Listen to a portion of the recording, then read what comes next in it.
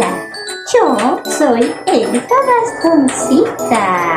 Soy un personaje excéntrico porque no me gusta vestirme como los otros duendes. Por eso me hice este vestido con muchos dulces y este sombrero también.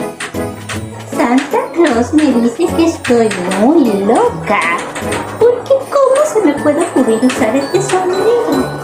Pero es que yo no vivo Santa.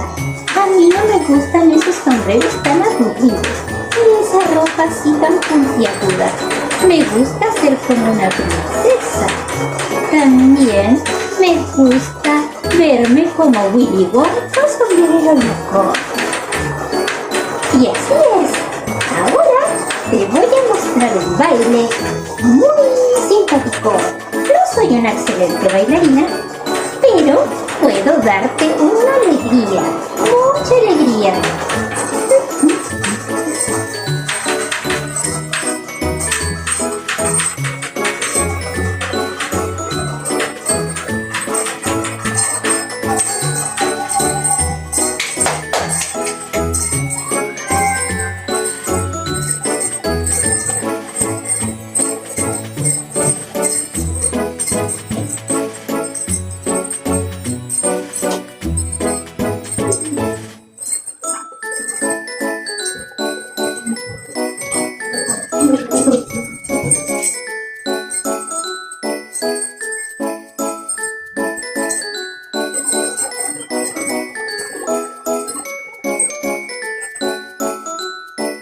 Muchas gracias. Adiós.